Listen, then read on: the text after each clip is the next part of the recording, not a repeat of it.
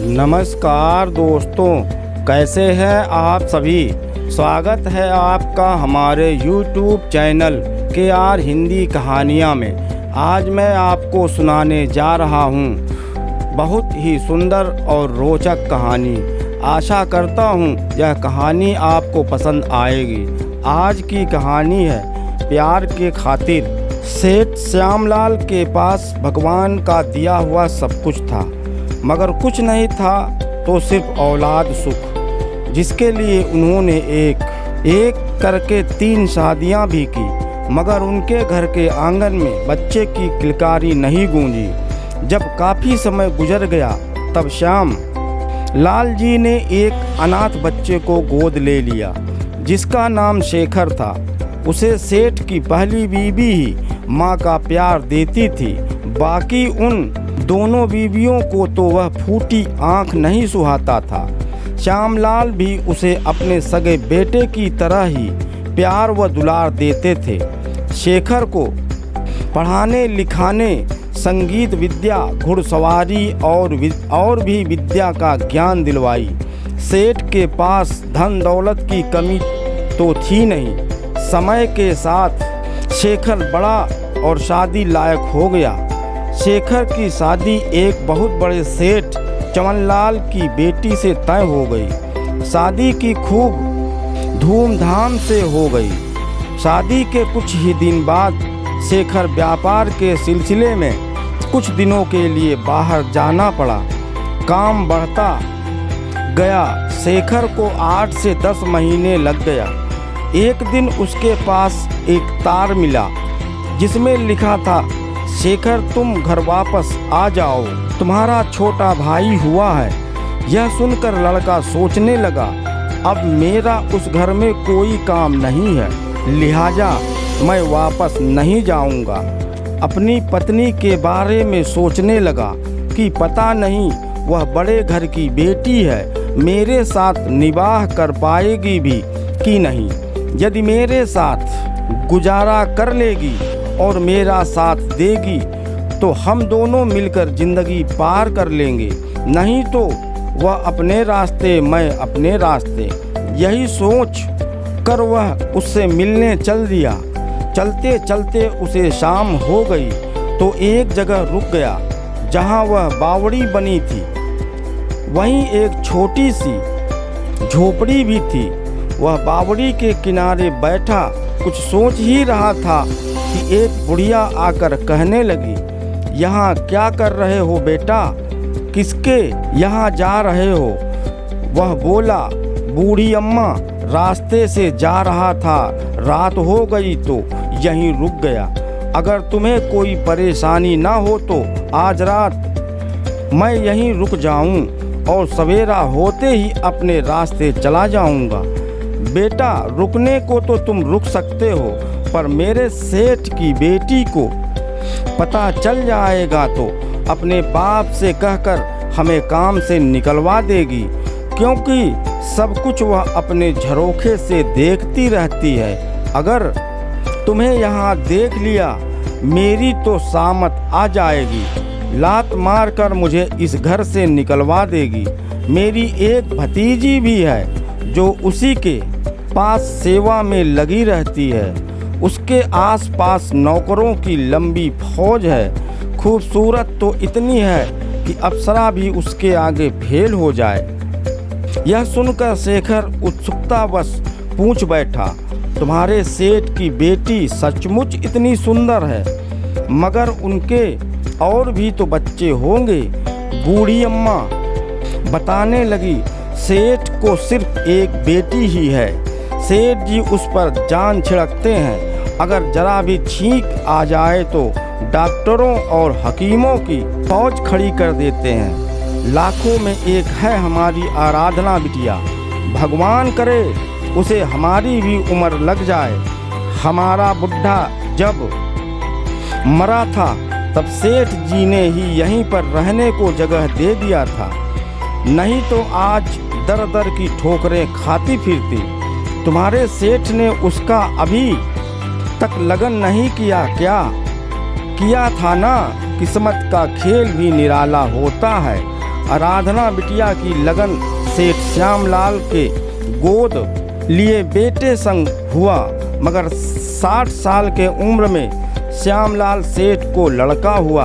तब वह गोद लिया लड़का सेठ का घर छोड़कर चला गया।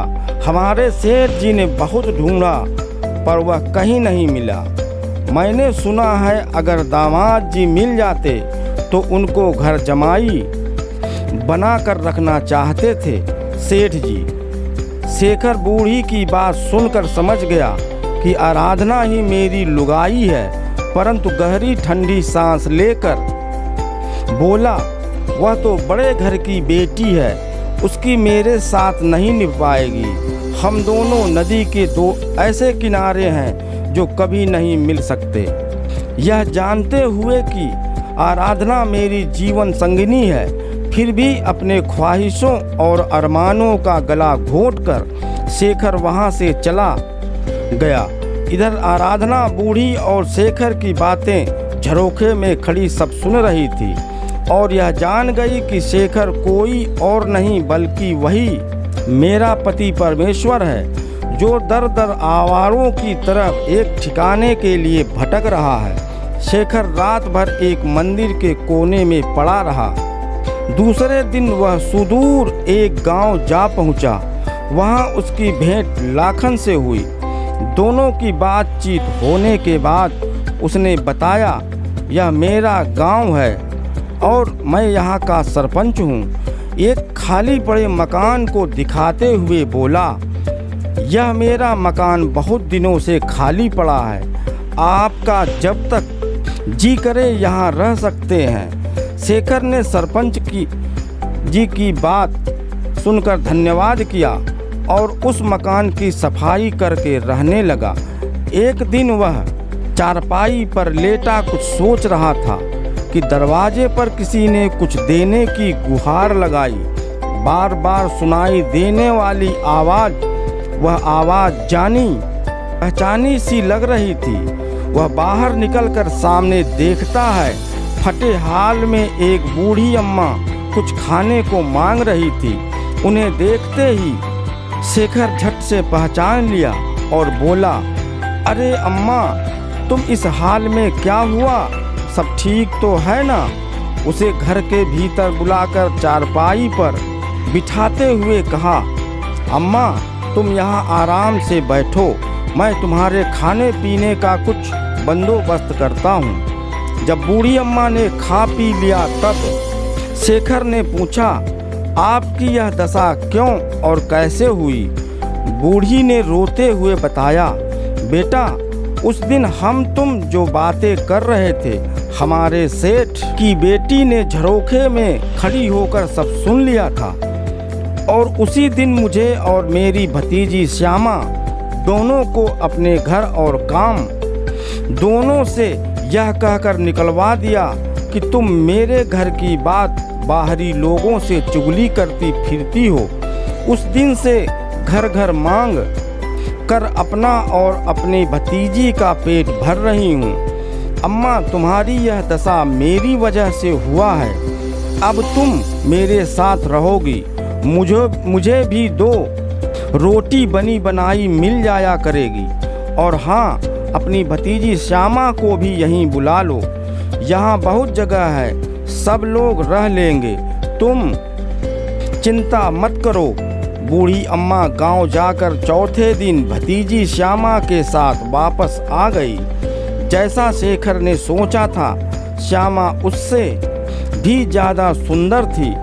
सुबह का समय था, वह खाट पर पड़े पड़े ठंडी हवा का आनंद ले रहा था।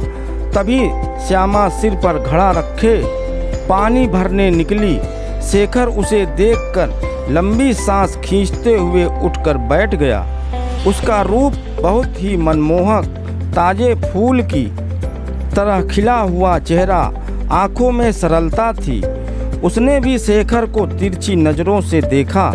लाजवंती की तरह लजाते हुए आगे बढ़ गई। प्रेम ने दोनों के दिल में जगह बना लिया। 2 से 3 महीने हो गए रहते। श्यामा रोज कुएं पर पानी भरने जाती।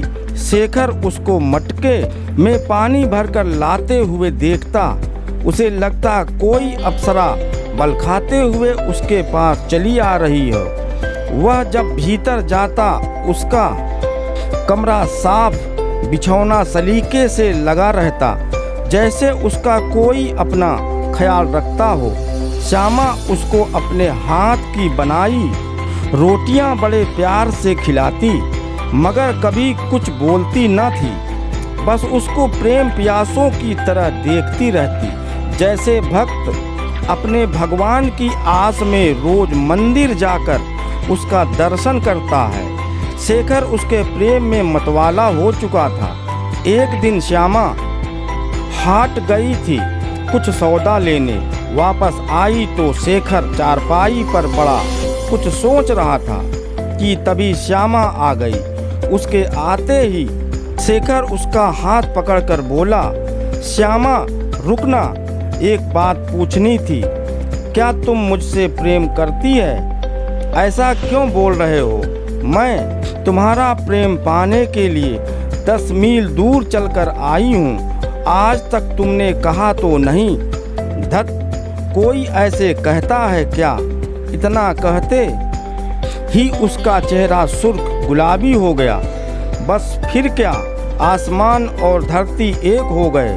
दोनों का प्रेम परवान चढ़ गया। एक दिन एक नौजवान लड़का शेखर को पूछते हुए दरवाजे पर खड़ा था।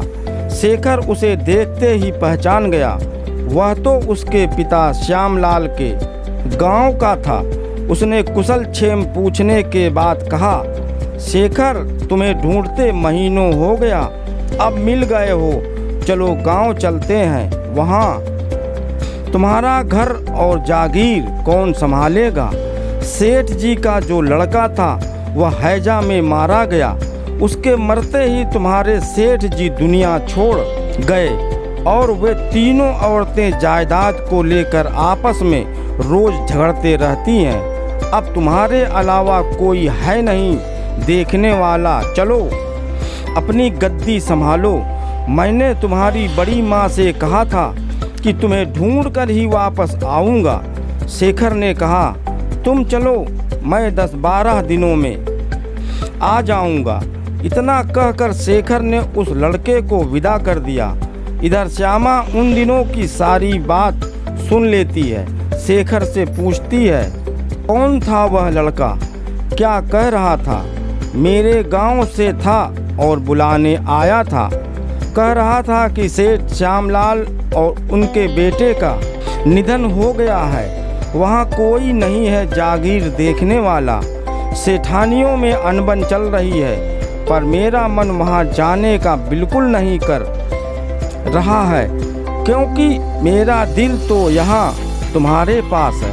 श्यामा थोड़ी देर तक सोचती रही, फिर बोली, तो मैं तुम्हें छोड़ दूंगी। इतने दिन तुम्हारे साथ रही, जिंदगी का सुख लूटा। अब जब तक जीऊंगी इन्हीं पलों को याद करके जी लूंगी, मगर तुम मुझे भूल तो नहीं जाओगे। कभी कभी इसी झोपड़े में आकर देख और मिल लिया करना। शेखर ने बहुत रोकने की कोशिश की, पर आंसू रुक नहीं पाया और कहने लगा, श्यामा ऐसी बातें ना करो, कलेजा मुंह को आ रहा है। मैं तुम्हें छोड़ नहीं सकता। जो प्रेम, आनंद और सुकून मुझे तुम्हारे साथ रहकर मिला, वह धन दौलत से या कहीं और नहीं मिल सकता। तुम्हारे साथ खुशी खुशी ज़िंदगी बसर करना चाहता हूँ। मुझे धन दौलत की लालसा नहीं है। इतना कह श्यामा के गले से लगकर अपने दर्द को छुपाने की कोशिश करने लगा। मैं तुम्हारे पाँव की एड़ी नहीं बनना चाहती। वहाँ जाने के कुछ दिनों में सब भूल जाओगे। रात में शेखर तो सो गया, पर श्यामा की आंखों से नींद कोसों दूर थी। सुबह हुई, शेखर आंखें मलता हुआ उठा। सबसे पहले उसने श्यामा को बुलाया। कोई जवाब न मिलने पर वह उसे सब जगह ढूंढ आया। वह जहाँ जहाँ जाती थी उसने सब जगह ढूंढ लिया, पर श्यामा कहीं नहीं दिखी। उसने अपने गांव जाने का निश्चय किया। तकिए के नीचे से संदूक की चाबी उठाते ही कागज का टुकड़ा मिला जो श्यामा ने शेखर के नाम लिखा था। आज मैं बहुत दुखी हूँ और रोई भी बहुत। मेरे पैर आगे नहीं बढ़ रहे हैं, पर मेरा जाना जरूरी हो गया है। यदि मैं तुम्हें जगाती तो क्या तुम मुझे कभी जाने देते? अब कैसे जाऊं अपने प्यारे पति परमेश्वर को छोड़कर। किस्मत मुझसे मेरा खुशियों का घर छुड़वा रही है। मैं बेवफाई नहीं कर रही हूँ। मैं तुमसे फिर कभी मिल पाऊँगी भी या नहीं, यह मैं नहीं जानती। शेखर, तुमने मेरे लिए अपना धन दौलत सब कुछ ठुकरा दिया है, मगर तुम्हारे लिए ज़िंदगी में अभी बहुत कुछ उम्मीदें बाकी हैं। तुमसे अलग होकर जा तो रही हूँ, पर तुम मुझे भूलना मत। मैं तुम्हें हमेशा अपनी यादों में बसा कर रखूँगी। क्या तुम मुझे कभी भुला सकोगे? तुम्हारी प्यारी श्यामा। शेखर श्यामा की यादों को लेकर अपने गांव चला आया। घर आकर अपना कारोबार और अपनी जागीर बहुत अच्छे से संभाल लिया। कारोबार में खूब तरक्की पाया, परंतु शेखर कभी श्यामा को भूल नहीं पा रहा था। वह श्यामा और उसके साथ बिताए पल को याद कर बहुत दुखी हो जाता था। उसके साथ बिताए उन पलों को याद करता रहता। धीरे धीरे 1 साल का समय बीत गया। एक दिन घर की सारी महिलाएं आपस में खुसर पुसर कर रही थीं। नई बहू तो बहुत सुंदर और संस्कारी है। घर में आते जाते शेखर इन सब की बातें सुनकर हैरान हो रहा था कि यहाँ सांवरी कैसे आ जाएगी। यही सोचकर वह घर के भीतर घुसा चला गया। देखता है एक साधारण सी दिखने वाली औरत वहाँ खड़ी थी। शेखर सोचने लगा, सांवरी तो बड़े बाप की बेटी है, वह इस हाल में तो आएगी नहीं। उसका शरीर गहनों से लदा होगा और लिबास भी महंगा होगा। उस औरत का ध्यान किसी और तरफ था। वह पीछे घूमी तो सामने शेखर खड़ा उसकी ओर निहार रहा था। श्यामा को सामने पाकर वह अपने आप को रोक नहीं पाया। उसके गले लगकर फपक कर रोने लगा। श्यामा, तुम यहाँ पहुँची कैसे? क्या तुम्हें मालूम था मैं कहाँ हूँ और तुम्हारी यादों के साथ किस हाल में हूँ? शेखर उसे अपने कमरे में ले गया। वहाँ श्यामा ने उसे बताया, अपने प्यार के खातिर मैंने सांवरी से श्यामा तक का सफ़र तय किया। जो प्यार और आनंद उस सफ़र के बीच में मिला वह सांवरी के जीवन में नहीं था। इसलिए श्यामा और सांवरी दोनों ही सदा सदा के लिए तुम्हारी दासी बनकर रहेंगी। कहानी सुनने के लिए धन्यवाद। दोस्तों, कहानी कैसी लगी बताइएगा ज़रूर। आशा करता हूँ पसंद आई होगी। यदि आप हमारे चैनल पर नए हैं तो चैनल को सब्सक्राइब करें और घंटी वाला बटन ज़रूर दबाएं, ताकि आप तक आने वाली नई कहानी की नोटिफिकेशन ज़रूर मिल सके। कहानी अच्छी लगी हो तो लाइक और शेयर करना मत भूलिएगा। मिलते हैं अगली कहानी के साथ। नमस्कार।